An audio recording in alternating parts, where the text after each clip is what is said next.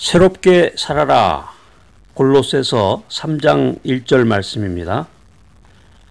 그러므로 너희가 그리스도와 함께 다시 살리심을 받았으면 위의 것을 찾으라.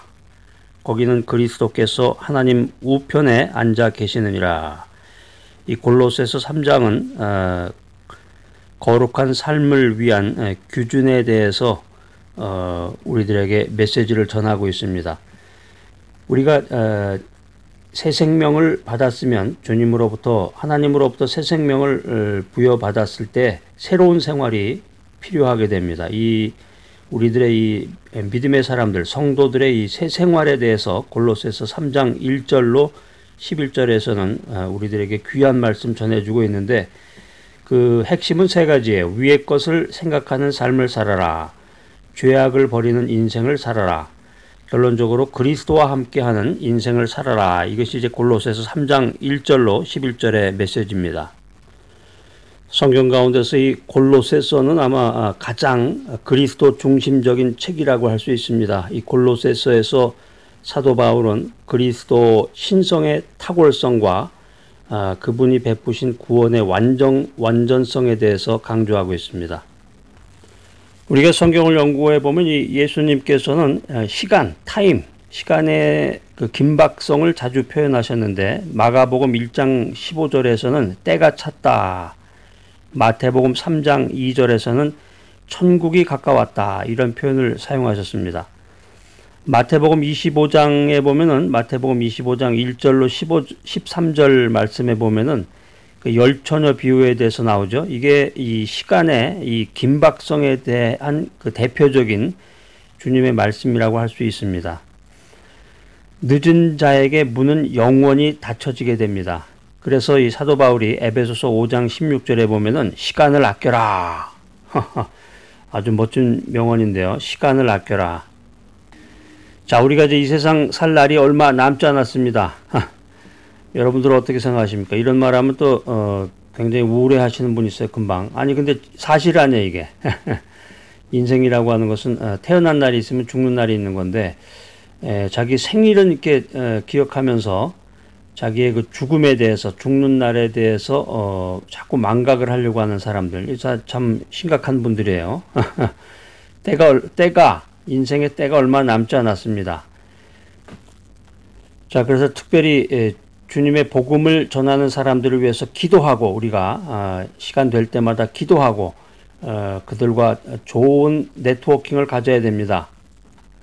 어떤 사람은 어리석게도 이 성경책을 읽다가 성경에 있는 말씀이 너무 자기에게 자극적이다, 기분이 나쁘다. 그래서 정말 구원을 외면하고 자기 혼자 그 방구석에 틀어박혀 가지고 혼자 생활하는 사람이 있는데, 이런 사람은 정말 어리석은 사람이죠.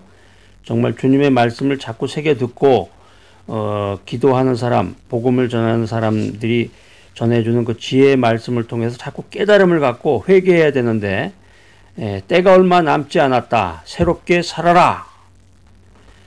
제가 아주 재미있는 얘기 하나 해드리겠습니다. 어떤 부인이 이 보험회사에다가 전화를 했어요. 전화를 해가지고 화재보험을 10만 달러 더 올리고 싶은데 전화로도 올릴 수 있나요? 이렇게 물어보는 거예요. 10만 달러면 대략 한 1억 2천 정도 되겠죠? 1억 2천만 원 정도. 그러니까 이 보험사 직원이 이렇게 말합니다. 전화로는 안 되죠. 전화로는 안 된답니다. 저희가 직접 댁을 방문해서 집을 보고 가치 평가를 다시 해야 됩니다. 이랬더니 이 부인이 급한 음성으로 이렇게 말합니다. 오려면 빨리 오세요. 오려면 빨리 오세요. 지금 불이 나고 있는 중이에요. 여러분, 이 말 들으니까 정말 웃기죠? 그런데 사실 이런 식으로 하나님을 믿는 사람이 많다는 거예요. 이런 식으로 믿음을 고백하는 사람이 많다. 그러니까 불이 나고서야 아이고 하나님 하는데, 하나님이 보시기에는 정말 뭐라고 그럴까요? 얌체신앙이라고 그럴까? 얌체신앙? 그 많은 시간, 그 많은 opportunity, 기회, 그 많은 날에 생명을 주셨는데 자기 욕심껏 살다가 급하면 앰뷸런스 부르는 것처럼 하나님을 부른다. 이거는 올바르게 믿음 생활하는 사람의 그 자세가 아닙니다. 자, 첫 번째, 우리가 사라져가는 시간을 최선으로 사용하는 방법은 땅의 것에 매이지 말고 위에 있는 가치를 추구하라 하는 것입니다. 누가복음 12장에 나오는 이 어리석은 부자의 비유는 땅의 것만 추구하는 자의 이 비참한 종말을 말하고 있습니다. 오늘 밤 내 영혼을 도로 찾을 것이다. 이런 긴박한 심판의 메시지를 우리가 기억해야 되겠습니다.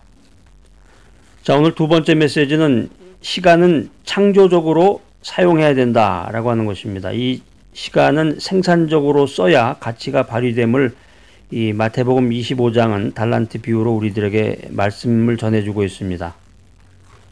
여러분 잘 아시는 분인데요. 노벨 물리학상과 화학상을 받은 이 프랑스의 물리학자 퀴리 부인이 있습니다. 이 최근에 영화로도 나왔던 것 같아요.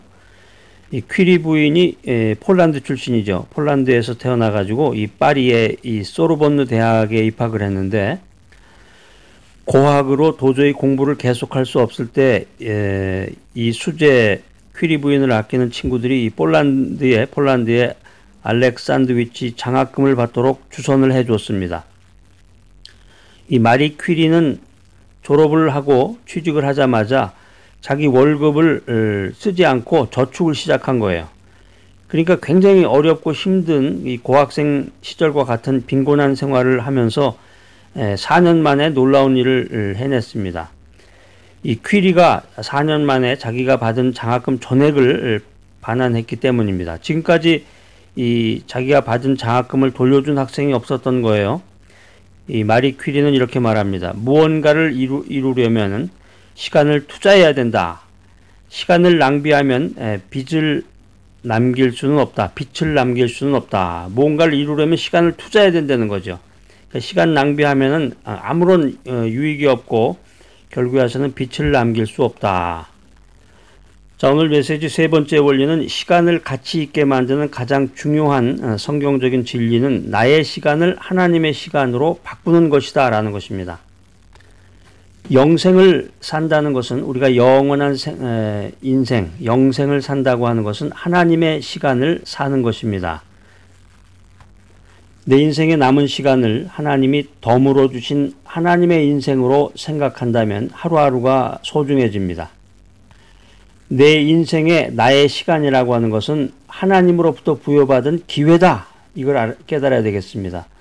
또 하나님께서 기다려 주시는 기회가 내 인생의 시간이다. 이 사실을 오늘 명심하는 귀한 시간이 되어야 되겠습니다.